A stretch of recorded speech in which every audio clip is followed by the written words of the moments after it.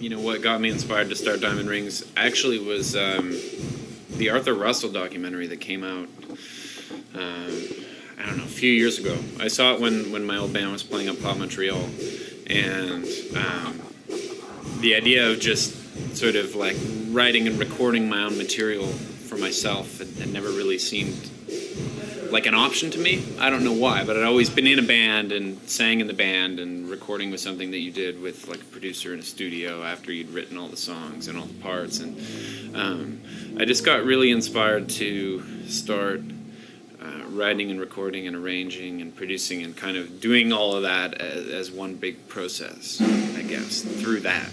Sort of seeing someone who's just making work and not necessarily caring so much about putting it out or anything other than really just doing the work. That was what I thought was really inspiring and really liberating. So like Diamond Rings is really just like kind of like an experiment at the outset, I guess, in that sense. I think especially now it's really important to embrace diversity artistically in terms of what I do, both visually and sonically, I definitely didn't at the outset expect to be maybe where I am now, or to be on, like, say, a big record label and have an actual budget to make an album. But I definitely did want Diamond Rings to be an outlet for just any and every kind of, kind of like style that I wanted to try on, and it still is that, I think, which is really great.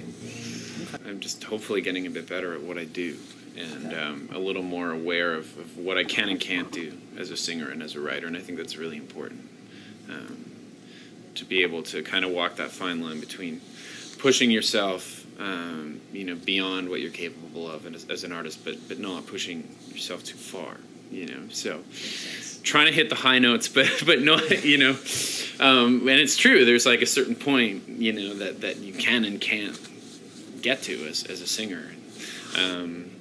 I think I've just maybe over the last few years had enough practice and enough time, I guess, to sort of find where those boundaries lie for me. And then once you sort of know what you can do, it's a lot easier to start to kind of just push, those boundaries a bit wider. I'm never going to have like a 5-octave range or something. It'd be impossible. But I tried to be more aware of what I was doing on this record for sure. I think that shows. I think one of the things that a lot of people don't realize about Damien, because it's just typical that producers don't do interviews, and you don't even really know who they are, right? It's just this guy, and you see who he's worked with, and